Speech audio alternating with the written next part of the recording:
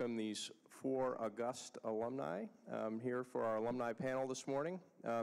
I was in a 4th grade classroom this morning watching them write essays, and the subject of the essays this morning was legacy.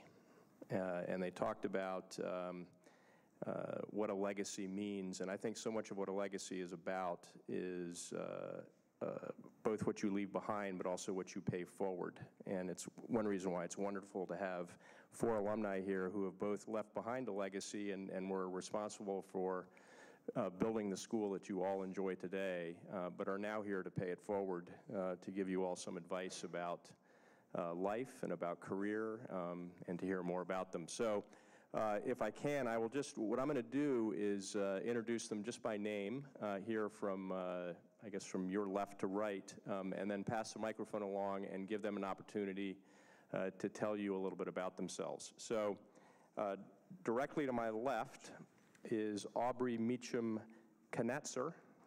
Yes, I got it right. Aubrey Meacham-Knatzer, who is a graduate from the class of 1994. Next is Audrey Drew Wolf, who is from the class of 2003. Next to her is Stephen Swan from the class of 1993. And last but not least at the end is Nick Boole from the class of 2007. So Aubrey, if we could start with you, and just if you could give us a little bit about yourself. Thank you all for being here today. It's gratifying to see that this many of you are actually interested in what we have to say 25 years after gracing this campus. My name's Aubrey Meacham-Knatzer. I graduated in '94 with 62 other wonderful people I will have a reunion with this weekend. I am a lawyer. I went to the University of Texas at Austin undergrad, and I stayed there an extra 3 years to get a law degree. Immediately after leaving law school, I came back to Dallas to work for a boutique family law firm. And that's sort of a fancy way to say that I'm a divorce lawyer. I do a lot of divorce work, child custody work, some adoptions, premarital agreements, and a lot of kind of grueling work with families in crisis. I've done that for 20 years. About 6 years ago, I went out on my own, so I have my own family law firm now with 8 lawyers and 6 staff. And I still kind of pinch myself every day, wondering how I got where I am, but happy to be here. And I'm happy to be here with you all today. I hope that y'all will ask us questions that are relevant and pertinent to what you all need and want to hear today about career path and college decisions and making the next right choice for you. You're at a phenomenal school that's given you a baseline for success, and I encourage you all to take advantage of it. My name is Audrey Drew Wolf. I am a partner and general manager at Mesger Martial Arts, which is an MMA gym. I run the day-to-day activities of the gym, so that means I am in charge of payroll and paying sales tax and in charge of all of our instructors, in charge of the entire staff. A little bit different than most. I also instruct classes in kickboxing, boxing, and jiu-jitsu, and then I do private lessons as well. And I am a professional mixed martial artist. I am currently #1 ranked pound-for-pound female in the state of Texas for MMA.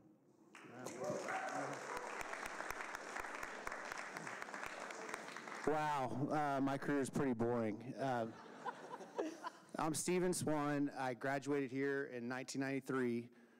Father Swan, son. I have 3 boys here in 7th, 4th, and 2nd grade.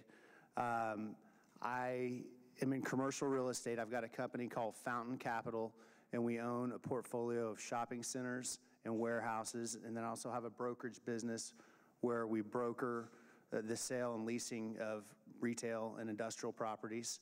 And I'm very happy to be here. Hi guys, my name is Nick Boole. I graduated ESD in 2007, and now I'm working both for my family business, which is DeBoole Diamond and Jewelry, flying back and forth between Dallas and Houston, as well as racing professionally in the North American Endurance Championship in a Porsche GT3R for Park Place Racing, as well as we're doing 2 races later in the year for the World Endurance Championship. Wonderful, thank you. So as you can see, this is quite an eclectic group of folks here, and this should be a fascinating conversation. as Aubrey mentioned, there is going to be a Q&A period at the end, so start formulating your questions. I'm going to be interested to hear what you all have to say. So I think where we'd like to start is to hear, and you don't need to go in any particular order. Whoever feels moved to talk, please do. But we'd like to start by having you reflect on your time at ESD, to think a little bit about what the highlights were of your experience, and perhaps some meaningful experiences that may have impacted the direction you took in your life. I'm going to give the mic to the MMA fighter if she wants it. Sure. I made some of the best friends of my life at ESD, and I am so thankful to my time here. To me, the thing I really enjoyed the most about ESD is that it is such a small community that allows you to participate in so many different roles. And that really, I think, boosted my confidence to try things that maybe not everyone would have. While I was at ESD, I was in the Community Service Club. I earned the Presidential Community Service Award multiple years, which I believe taught me the importance of serving others.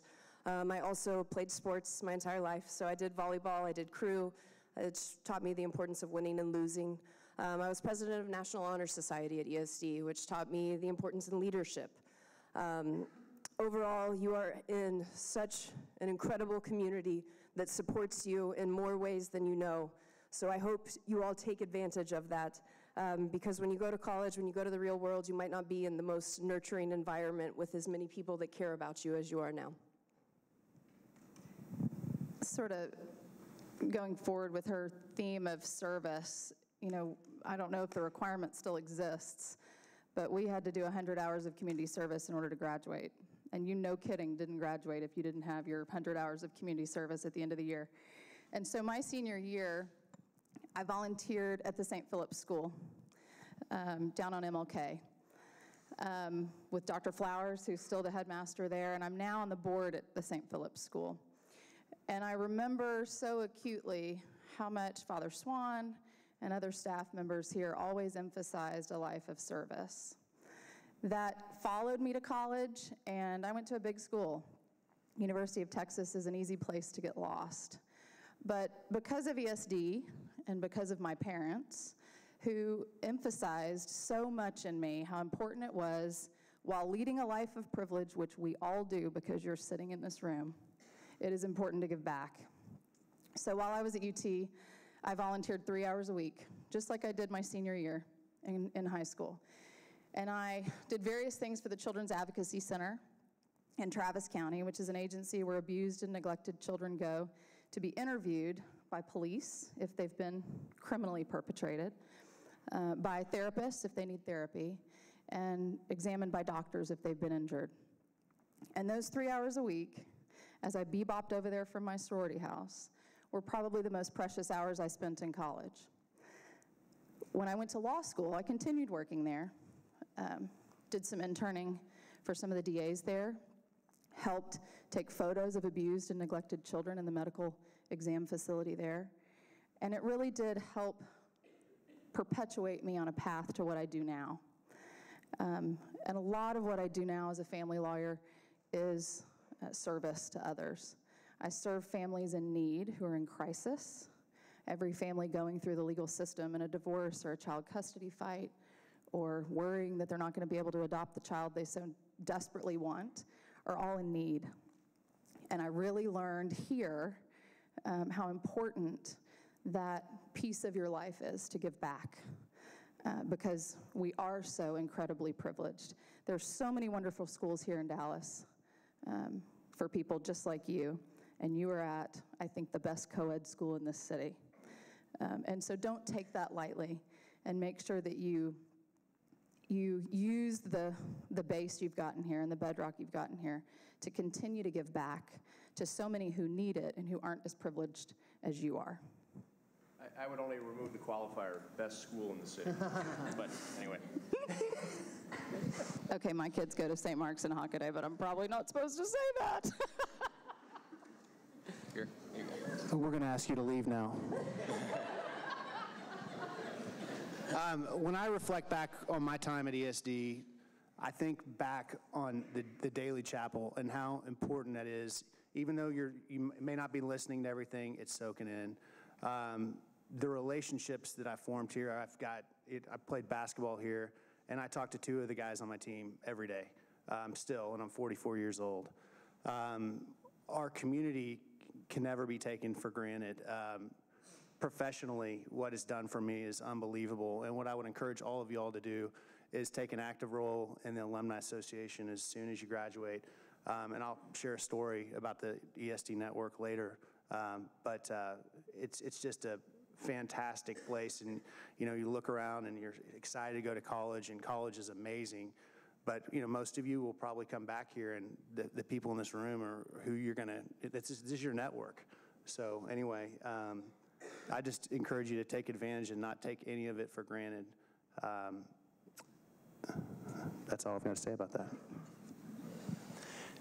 Certainly piggybacking off what they were saying, the people you meet here, I stayed close with so many of my classmates, even still today. I turned 30 last week, and the first guy I met, Tommy Dingwall, freshman year, he flew out from California to come and celebrate. I said we made it, but I think we were both a little surprised. I think the one thing that stood out to me was it taught me the value of hard work here. I remember I had a French teacher named Monsieur Azi, who isn't at ESD any longer, but the French, they have a tendency to believe that if someone has been taught French, they are not French themselves, they can always tell, right? And this guy had devoted him, they can always tell that they're not an actual French person, right?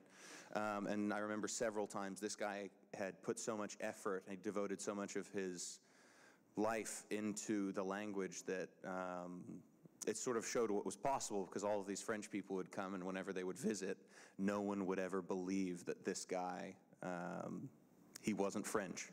And that was sort of one of the memories that stood out for me from here for whatever reason, but yeah. Very good.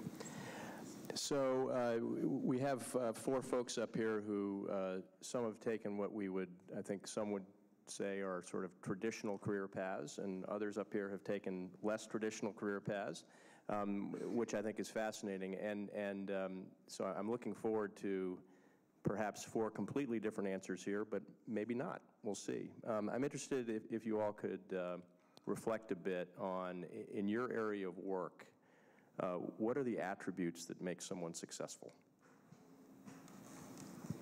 Hard work. Sounds simple, but there's absolutely no substitute for hard work. A friend of mine always says, when you choose something that you want to do, kill the category.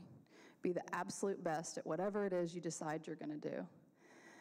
And to get there, there's no substitute for hard work. I have another mentor who always tells me, you love your job if you like it about 40% of the time. And that's because the other 60% can be grueling, and it's hard work, and you're looking at payroll, and you're dealing with employees, and you're getting up at 5 in the morning to prepare for a contested hearing, and you're missing kids' events because you've got to do work to get ready for the next day. But if you can go to work and about 40% of the time really enjoy who you're with and what you're doing and know that you have a higher purpose, then you like your job. And so I would encourage you, though it's hard not to be idealistic at this phase in your life, because I was right there with you. No job is going to be perfect. No career path is going to be perfect. Expect the unexpected, but be willing to work hard, which you're learning here that you have to, but continue to be willing to work hard so that you get there, because you will get there with hard work. I grew up under the shadow of an amazing older brother, whom a lot of these teachers in here remember, Kurt Meacham, lettered in 16 varsity sports his 4 years here, got 3 scholarships to college, 1 soccer scholarship to Rhodes, 1 baseball scholarship to Stetson, and a full presidential scholarship to SMU. And I had to work hard to try to measure up to who he was, because he was smarter than I was, and it all came naturally to him. And I'm so thankful for that, because that little familial competition taught me how to work hard, because I had to work hard, and that never left me. And so don't be afraid to work. It's not going to come easy, and that's okay. That's good, because when you work hard, you stumble, and when you fall, you get back up and you keep going. That's one thing that ESD taught me. I learned here how to succeed gracefully, but how to fail in a place that supported and nurtured me in a way that I learned from my failure, so that I either didn't fail the same way the next time, or when I did, I was more equipped to deal with it. So take comfort in those experiences of failure. Look for those experiences of failure, because we all fail at some point. And if you start failing now, you're going to get a lot better at getting up and working hard later than if you don't fail till you're in your first job or out of undergrad or out of grad school. It's funny, because yes, our career paths are very different, but I could not agree more that hard work is what makes your dreams come true. Discipline is what makes your dreams come true. I am in a male-dominated sport, which means I don't always get a bunch of cheerleaders, we'll say. And I've gone against the grain in a lot of ways. When I first started competing in karate, oftentimes there weren't boys or girls divisions, so I didn't get to compete against just women. So I went in and I won the men's division. When I was Guy Mesger's first female black belt, and that means something. And hey, I'm nice. But that being said, because thankfully, I did come from an environment like ESD that supported me in such an incredible way. I came from parents that believed in me and wanted the best for me, and I did start with a martial arts instructor that believed in me. It made the outside voices that I constantly hear, they didn't matter, because the people that did matter to me did support me, did believe in me, did want to see me reach my dreams. And I just want to say that don't let someone talk you out of your dreams. If you find something that you are passionate about, do it. Don't let them tell you that you can't. Because there's a saying that if you love what you do, you never work a day in your life, and I couldn't agree with that more. Unfortunately, because I chose an interesting career path, I work 7 days a week. Sometimes I work 12, 14 hours a day, but I wouldn't change any of it, because I know that I'm making a difference in so many people's lives, and I know that I have so many people that are looking up to me for what I do. So work hard, find your dream, follow it, pursue it. Is Will Minison here? He's not? Oh, he is, okay. Well, his father was one of my first bosses out of school, and he is an incredibly hard worker.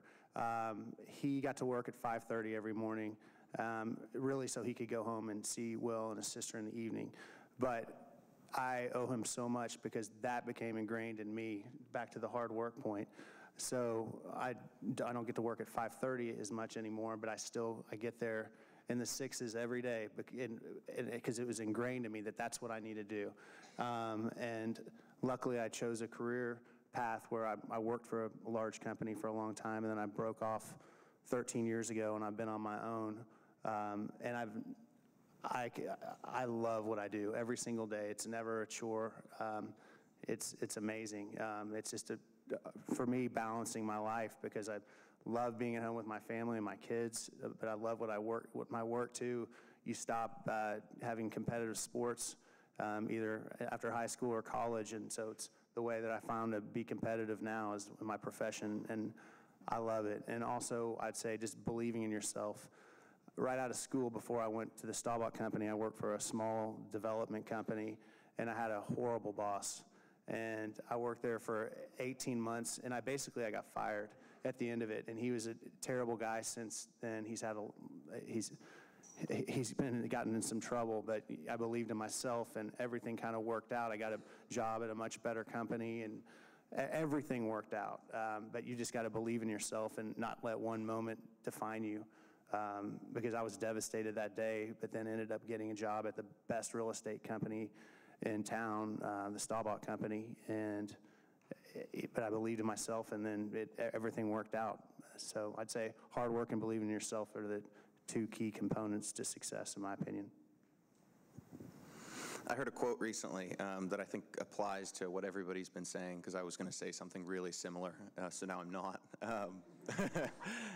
Ad lib a little bit. But it was follow the process, not the prize. I think in a lot of ways, there's no substitute for hard work, as everyone said, but in today's world, especially with social media and Instagram and everything, we're shown a lot of people who've made it, but maybe some of them are naturally gifted and they just had the magic touch in whatever sport, profession, whatever that is, but we don't see the hard work. We just see that they made it. So for me, it would be try and enjoy the process. It's the details. It's every single day that leads to something big at the end. All right, so forgive me here because I am a teacher at heart, so I'm going to go off script and ask you a question. So I'll give you a little time to think about it. But I'm interested, we talk a lot at ESD about ethical decision-making and preparing our students to have an educated conscience. And I'm wondering, in your all's career, what role ethical decision-making has played. And if you want to share a story, great. I would understand if you don't want to get into a lot of detail necessarily about it, but I'm just wondering the importance of that in what you do. Well, in the legal profession, ethics are probably the gold standard in what we are supposed to do and taught to do. Every time we get licensed or recertified in a specialization, there's an ethics portion of a test we have to take. But where it really comes into play is selecting your clientele. I'm a big believer that you kind of get back what you put out there. And I'm in a profession where when folks are getting divorced or fighting over their children, they're willing to go below the belt because those are emotional, intense, sometimes financially high-stake situations. And what I try to do from that perspective is to make sure I don't take on a case or take on a client who doesn't reflect what my values are. My law license isn't worth going to the courthouse and lying about a bank account or the value of a business or who said what to a child. It's just not worth it.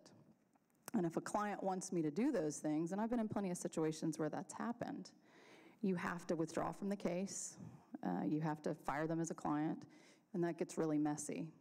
So what I've learned over the years is to try to mitigate for that on the front end. So when a client interviews me to represent them in their case, I tell them it's a mutual interview, that I may decide I don't want to take their case. Which is a hard thing to do when you own your own business because you got to make payroll and you got to pay the bills. But I've found that taking that stance and approaching my business that way with sort of the underlying theme of an ethical practice of honesty and integrity has paid back manyfold. I will tell clients, here's what I'm willing to do, here's what I'm not willing to do. I play by the rules, but I advocate zealously within those rules. And I will outwork them, I will out-strategize them, but I will not lie, I will not cheat, and I will not steal. And for the most part, if a client looks at me and says, well, then you're not the lawyer for me, I say, great, you're not the client for me either. And it's okay, because I can look myself in the mirror and I can put my head on my pillow at night and feel good about what I've done that day. And it hasn't impacted the ability for me to get clients and try good cases and have a successful career. So don't fall prey to sort of the enticing idea of, well, this guy's a really big deal and I need him as a client because that'll be good for my reputation. If you really think it's somebody who doesn't match with what your value set is, because you do get back what you put out there. And it pays manyfold in the future if you stick to that, that concept. I have two aspects of my job. One is the competing and one is the running a gym. And in running a gym, ultimately, my job is sales. And sales is an interesting thing. And I think it's very similar to what Aubrey was saying, is that when people come in, I treat it as also an interview, as if they are a good fit for me or I am a good fit for them. And you can try to sell someone on something that you know is not going to work for them, but that is not what I want to do. I want to have people in my door that believe in what we have, that are going to be successful with what we have. Because again, I have to go home at the end of the day and look myself in the mirror and know that I'm doing the right thing. I think also as a female mixed martial artist, I'm more attractive than plenty of the females that are out there fighting. And so the opportunities that come to me because of that, the endorsements people want me to make, the things people ask me to do, ultimately, to me, the more important part of my job is influencing the students that I teach. And I have to be able to look at those students in the eye, and I have to be able to look at their parents in the eye. So while I might have someone who wants me to, pose in a bikini or something like that on social media to market them, to me, it's not an option, because I have 5-year-olds that I teach, and I need them to be able to respect me. I need their parents to be able to respect me. So I say, stay true to yourself, and stay true to what you know is best. And I think ethical situations are going to come up no matter what your job is, but you have to make sure that you are comfortable, again, going home at the end of the day and looking in the mirror and knowing that you made the right decision. Well, all that you have, whether it be now or when you're in your 30s, 40s, 50s, 60s, 70s and working, is your reputation. So it starts now, and how you treat others and the decisions you make every day. And what's important to me is my reputation, and it impacts what I can do professionally, if people want to work with me or if they don't want to work with me, if investors want to invest with me, if bankers want to lend me money, if clients want to trust me with making real estate decisions. It's all about my reputation. And one thing I was kind of thinking about is just at the end of people's lives, it doesn't matter. I mean, we all know very successful people, very wealthy people, but it all comes down to like what people say about you at the end of your life. They don't care how rich you were. They say, oh, he's a nice guy, and he was an ethical guy, and he was a kind guy.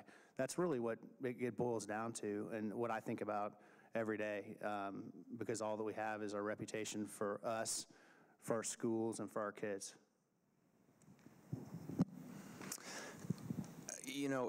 I grew up since I was born and being around a family business, and luckily I feel very fortunate in the sense that watching my dad run the company, I've never encountered anything that made me question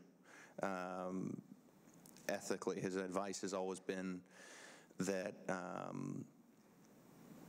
the phrase that sticks out, one of the first books he ever gave me was How to Win Friends and Influence People, because his thing has always been you meet the same people on the way up as you meet on the way down, and even though you might be up at a given moment, you never know when you're going to be in a hard place and need to reach out to all these people around you. So yeah. So this teacher gives the 4 of you an A on that pop quiz. That was well done.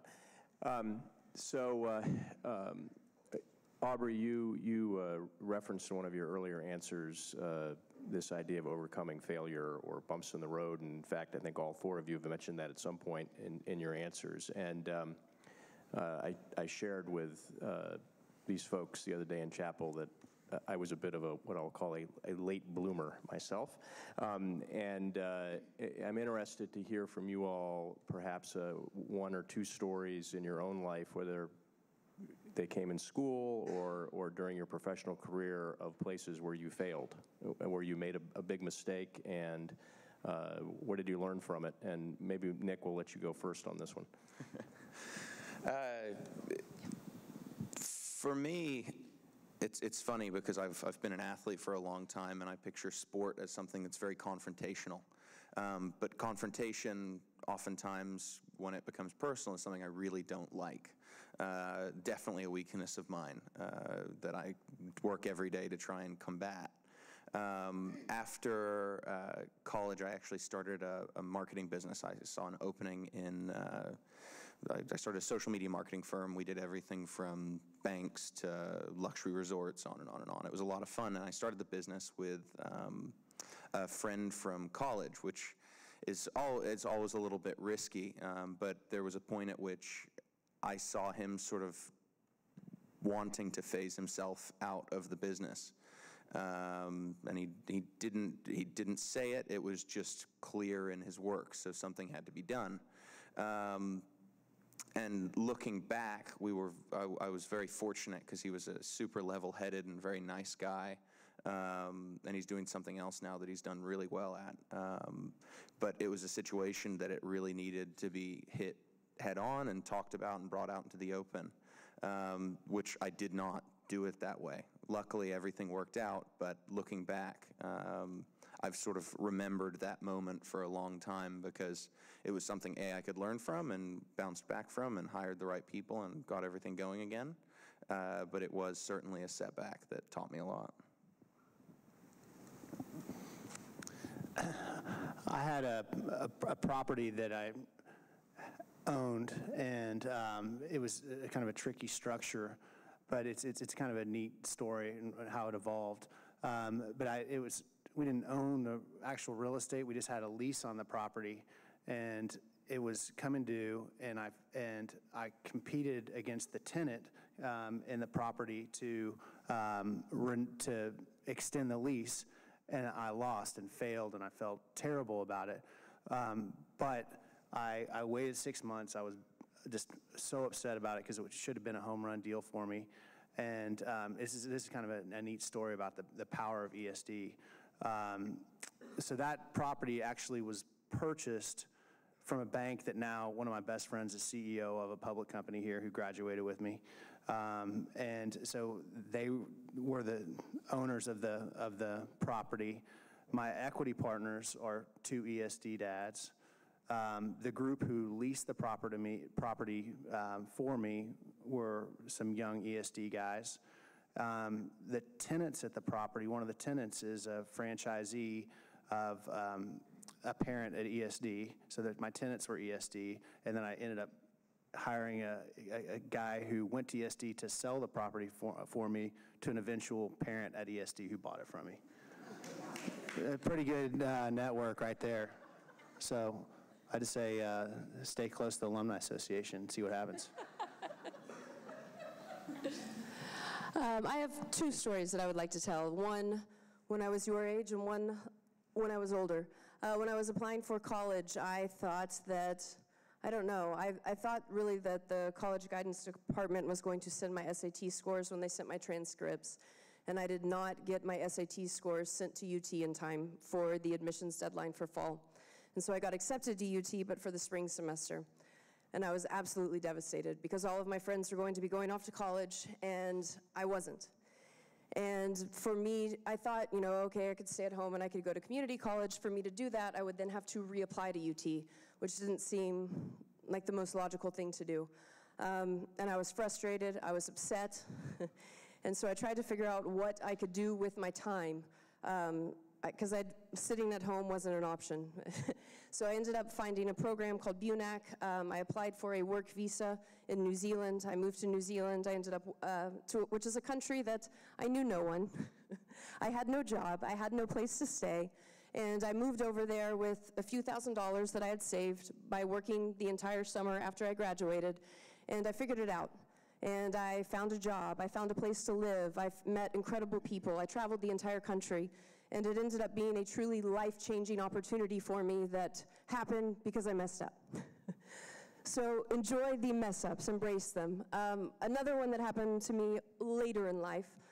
So I started competing in martial arts when I was 7 years old. I had my first boxing fight when I was 16 years old, when I was at ESD. I had lots of my ESD friends and even some faculty come and watch me. The first time I competed in the Dallas Golden Gloves, it was the second year that amateur boxing was legal for women in the United States.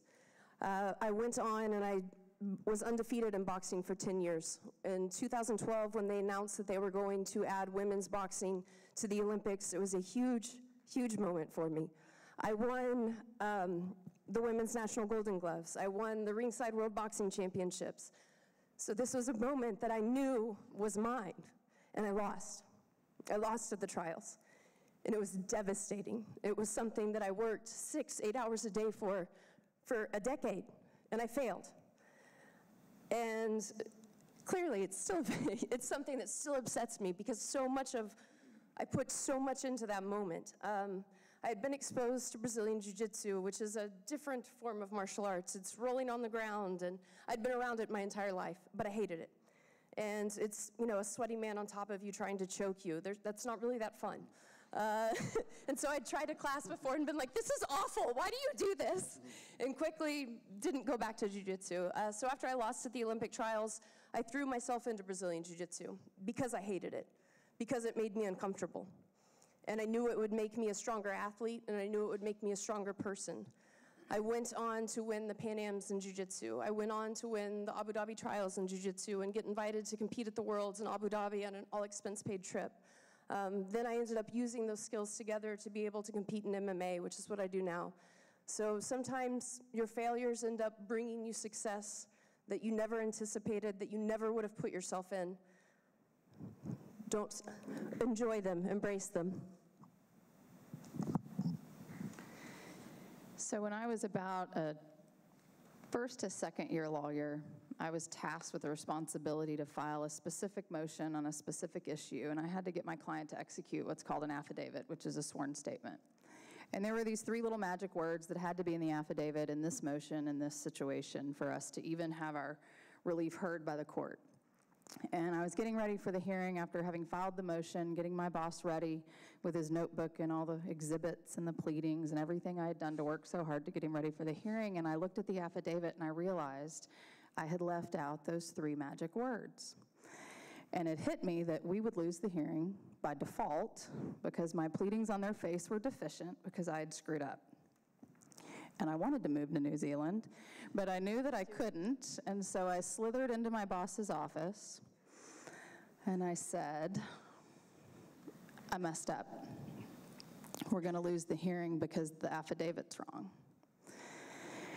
And he sat there, and he looked at me, and he said, well, let's get out the book and figure out how we fix this problem. And I tried really hard not to cry, but I did, and I never forgot that moment.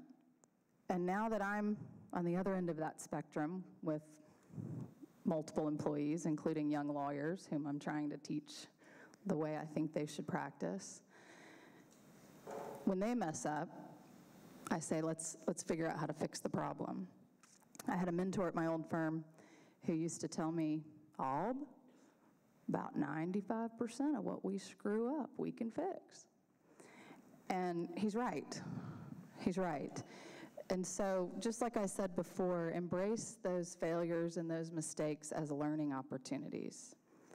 My mom used to always say, she was a psychology professor for 50 years, when the child spills the milk, you don't say, you stupid child, you dumb child, you messy child. You hand the child a rag and you tell them to clean it up. So clean up your messes. Learn how to clean up your messes. You're going to get a lot more out of that than being chastised or punished. And those who mess up under your guidance are going to get a lot more by learning how to clean up those messes than being chastised. I love Brené Brown, and she wrote a book called The Gifts of Imperfection. And it's my absolute favorite book in the world. I don't read for pleasure because I read all day long at the office and I write all day long at the office and I don't want to read when I get home, but I've read her book, The Gifts of Imperfection, 3 times. And what she talks about a lot in there is how valuable and precious and what ripe learning opportunities our imperfections and our failures are. I have 2 little kids who are perfectionists, and when they mess up, we do a little dance in the kitchen, and we lament over the fact that, well, you didn't die, and the sun's going to rise tomorrow, and nobody got hurt, and you survived it. Your magnet got moved down, or you didn't get to go to extra recess. Well, what did we learn from it? And we try to emphasize that their imperfections are part of who we all are. There is no perfect. And as much as we all want to be perfect, at this wonderful school that emphasizes achievement and accomplishment and going a long way in life and being successful. What success really is learning how to navigate those failures in a productive way. And so I encourage all of y'all, again, to embrace the failures, embrace your imperfections, figure out how to improve on them, figure out what they mean to you and how they make you more interesting and a better person and better fit for certain tasks. I'm in a line of work that requires a lot of compassion at the same time that it requires a ton of grit. I go duke it out at the courthouse. I have to cross-examine witnesses about some really uncomfortable things at times. But at the same time, I have to comfort clients who cry because they're sad and they've suffered a loss in their life. Father Swan said something to me many, many years ago, even before I was a divorce lawyer. He said, Aubrey, divorce is like a death without a body to grieve. Divorce is like a death without a body to grieve. And so I deal with grieving people all the time. And I deal with a lot of their imperfections, because when you do what I do, people love to emphasize what they did wrong and where they messed up and what are we going to do to catch them in that mistake. And so it's a delicate balance for me, because I do have to emphasize people's imperfections and mistakes on a daily basis. But at the same time, I try to do so with compassion, which is hard a lot of days. But remember, your failures are oftentimes the things that teach you more than your successes. It is hard to be successful and graceful in that success. It's even harder to be graceful in failure. But the things I learned from my boss when I slithered into his office, because I had screwed up the entire case, stayed with me a lot longer than the 15 hearings we won that month. I don't even remember the client or the issue, but I remember that failure because of what it taught me. So take a moment to pause when you fail and really remember and digest what you learn from those failures, because that is who's going to make you who you are, and that's what's going to help you succeed. Some really wonderful stories of humility there, and it's terrific. Great examples for all our students out there. So I've got a few more questions on my sheet, but I think the five of us up here are probably more interested in the questions that you all have. So I want to take a moment to see if there are questions from our students. Students, I remind you that if I call on you to ask a question, please stand and use your best theater voice so everybody can hear you in here. All right, so who's got a question? Yes. What does a typical day look like for you in your job, and what's your favorite part? You can start. Go ahead. Start? You want to take it? Sure. It sort of depends which job I'm doing on the particular day, but a normal day for me is waking up at around 5:45 or 6, doing an hour and a half, maybe sometimes more or less, in the gym, training for motorsports, and then get to the office around 9 and overseeing everything from the sales floor, working on new marketing initiatives. If I'm in Houston, I usually have a long list of things I want to go through to make sure that the store down there is on is trending towards meeting its goals each month. And then, since it is a store, dealing with whatever walks through the front door, most of the time that's a really good thing. Lucky to be in a very happy business. Go ahead. Same early morning routine for me. I get up about between 5 and 5:30 every morning. I either run 3 miles or do a Peloton class while my kids are still asleep. I then either get them up and get them ready for school, or my husband gets them up and gets them ready for school. Whoever doesn't get them ready for school takes them to school, so drive carpool. Usually land at the office about 8:15, 8:30. This morning I had to go straight to the courthouse. My firm takes pro bono cases on a fairly regular basis, and we had what's called a prove-up, which is the final hearing in an adoption case for a pro bono client. a little boy whose parents were both drug addicted and unable to care for him. He'd been removed by CPS, and his grandparents adopted him. And so we proved up the adoption and took photos, and everybody cried, and the little boy got a stuffed animal. And then I went back to the office. If I'm in court, I am typically getting ready for a hearing or a trial in the days, sometimes weeks before, and I block out office time to do that.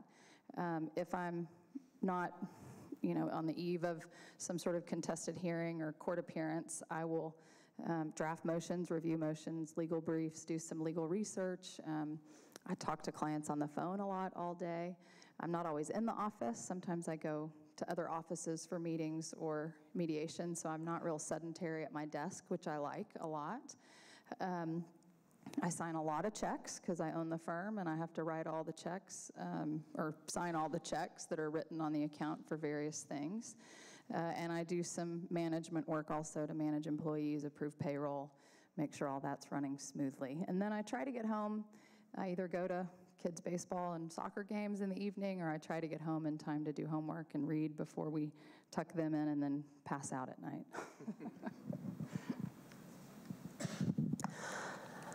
My day-to-day really depends on if I've got a fight coming up or if I don't. So my next fight will be at the end of May, so that means my training regime has really had to rev up.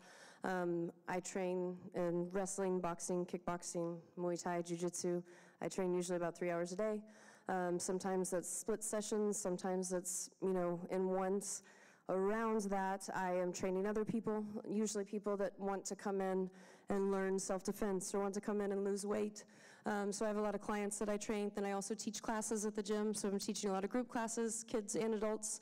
And then I get the added bonus of managing the gym, so I also get to do the payroll, pay the sales tax, order inventory if we need gloves, go through our email, sign people up for the gym. It's a lot, but each day is different. I've got to try to, make sure. Some days I'm up at the gym at 5:30 training someone. Some days I'm up at the gym at 6 training myself. So each day is different, which I enjoy, that it's not the same every day, and that I get to, move around what I'm doing at any time. I typically will wake up at 5 a.m., and I'll get on my iPhone and check on my emails and make sure I went through all the emails the day before, and I'm usually there for 30, 45 minutes. Pretty annoying to my wife, I think. But then I'm also, some days I do the carpool line at the lower school, and I coach. I've got 3 boys, and I coach pretty much all their sports. So I reconcile that with working hard and loving to work. So typically, if I'm not doing the carpool duty, I'll get to the office about 6:30, work for hour and a half, 2 hours. I've got a gym that's in my office. I like to work out maybe for 45 minutes and then take a shower, work for a little longer, go to a lunch. I never miss lunch. And we have a lot of fun in the real estate world. I mean, it's kind of a joke, but we always have fun lunches every day. So do that, and then I'll come back and just I'm on my computer or on my phone all day long, and then go home. Typically, if we don't have any games, I'll probably be home at 6:30 or 6:45, and then do it all again the next day. It's interesting to hear all 4 of you have a daily workout.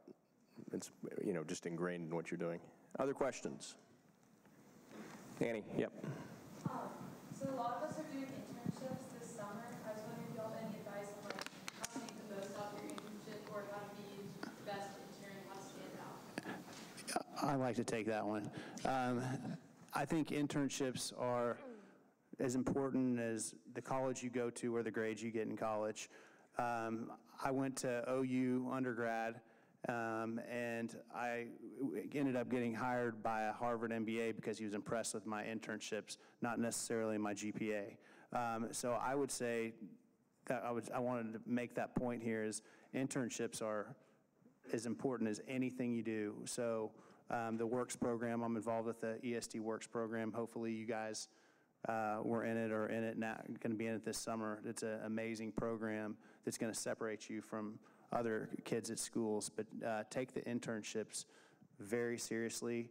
Work your network, and your network now is your family. your parents' friends, certainly ESD, the Alumni Association, but that's really how, what's propelled me through my career, the internship. So I think that's as important as anything. And one other point that's not really related, but someone told me about college is just treat it like a job, because you're going to be working in 5 or 6 years anyway. So, 9 to 5, and you can, if you do that and you go to classes and study between those times, you can do anything you want, but you just have to stay disciplined within those times. But internships are as important as anything. Ask a lot of questions and be willing to do anything. I've got an intern right now who's a Baylor grad. He's going to law school in the fall at SMU, and he's the first one there in the morning, and he'll stay late if we need him. He'll make runs to the courthouse in the middle of a trial. I had a trial a few weeks ago. I had a guy on the stand who had a positive drug test, and he testified that the reason his drug test was positive was because he had taken too much NyQuil. And I just happened to know there's no alcohol in NyQuil. But how was I going to prove that in the middle of a trial? So I texted Jake, our intern. I said, I need you to go downstairs to the gift shop at the Crescent, and I need you to buy as much NyQuil as they have. One for the court, one for the court reporter, one for the witness, one for the lawyers. He said, I'll try. He gets down there. They wouldn't give him that much NyQuil without showing his ID. And he comes running down to the courthouse with 6 bottles of NyQuil and kind of saved the day.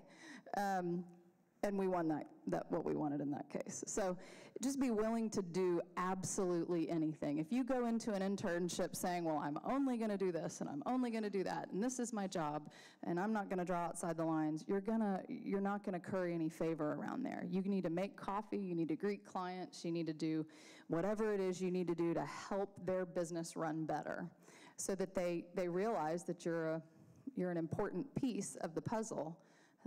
Regardless of how educated or capable you are, you're willing to do just about anything, and I think that's always impressive. I would say put your phone down. Having lots of young people that work for me, it is amazing to me how much y'all need your phones to function. Put your phone down. Leave your phone in your car. Listen. Anticipate the needs of people around you. Focus on what you can do to make their life easier and less about yourself. Because again, these are the connections that can help you in any and every way in your life. Put your phone down, listen, work hard. All great advice, especially the phone thing. I think for me, I'd say it goes back to follow the process. Enjoy every step of even something that isn't necessarily your passion. It's an opportunity for you to figure out exactly what direction you want to go. So if there's a piece of the job that wasn't necessarily part of the description of what you thought you signed up for, enjoy it, because you're learning about something that you'll know you won't want to do again, at least. There's a lot of value in knowing what you don't want to do. Other questions? Yeah, very clear. When you graduated ESD, like the career path that you had in mind, did it change, or did you like pursue that career path? Or did you have a career path? I sort of knew I wanted to go to law school. I didn't really know why. Sounded pretty good. And then I had some great professors in undergrad. One was Sarah, who is the attorney who won Roe versus Wade when she was 27 years old in front of the Supreme Court. And I took every class she offered, and she mentored me through undergrad and encouraged me to go to law school. And then when I got to law school, I'd been volunteering at the Advocacy Center helping kids, and I thought, you know what, I'm going to save the world. I can help all these abused and neglected children. I can save them all, and that's going to be my task in life. And as I matriculated through undergrad and law school, I realized sort of that's not possible. And by a fluke, I wasn't able to register for a clinic my third year of law school that helped kids because it was full by the time I registered. And so I ended up in a clinic that defended abused domestic violence victims. And we represented some of the most severely abused domestic violence victims in Travis County because it was a pro bono service offered by the law school. And that's really where I got my entree into family law. So it just sort of happened, the process, as he said earlier, the process sort of took charge and kind of led me to where I think I was meant to be. But I think it's really hard right now for you to know what you want to do. And so I encourage you to be very open-minded. I think it's great advice to also figure out what you don't want to do. You know, I worked for a big downtown law firm doing insurance defense as a law clerk, and I thought I was going to die one summer. I knew that wasn't the kind of lawyer I wanted to be. I wanted to be in the courtroom. I wanted to be thinking on my feet. I didn't want to be at my desk all the time reading documents. And so that was as good of an experience for me as my internship at a family law firm. So constantly gather information about what you like and what you don't, and it'll help you navigate that path. I've got a short answer on this one. I studied finance and mathematics and ended up starting a marketing company. It was my first endeavor in the real world, I suppose. So yeah, follow what you enjoy doing and figure it out if it's not. Go ahead. Short answer, no. I started training in martial arts when I was 7 years old, and it was something that I was always very passionate about. But I went to school. I got a degree in biology that I clearly don't use, but that's okay. I plan to go to PT school. I wanted to be a physical therapist. And honestly, along the way, I lost my motivation for more school. I ended up paying for myself to go to school, and so I worked full-time while I was in school, and that means I worked at least 2 jobs, if not 3 jobs, to try to make ends meet. And the idea of more school and struggling like that did not appeal to me. And I really enjoyed what I did at the gym, and I thought I had to have a college degree to be successful, and I thought that I had to go into a more traditional job to be successful. And I really ended up figuring out that no, I can change people's lives, I can change, and there's so much that I can do that maybe isn't necessarily the path that I thought I was going to be on. But again, I enjoy it, and I love it.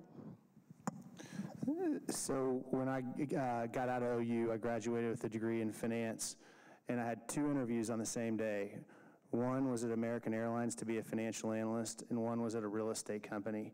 And I didn't get the job at American Airlines, and they hired me at the real estate company. And it's kind of funny how it works out, but and American Airlines is obviously an amazing company. But the path that I took was, it was, I guess, chosen kind of for me. It was a great path for me, but that's how it happened. And another advice I'd have is just kind of always stay a student. I just started a program this year. It's a real estate program at Harvard, and it's a year-long program, and it's just staying a student, and it has been amazing. And as some of the teachers that are here know, that I probably wasn't the best student when I was here, but I've stuck to it, and I worked hard, and I'm really enjoying just staying a student and learning, even at 44 years old. Sorry. Well, folks, from my perspective, this hour has flown by, and it's flown by mostly because of the generosity of your spirit and your wisdom, the 4 of you. So thank you very much. Please join me in thanking these 4 folks. Thank you.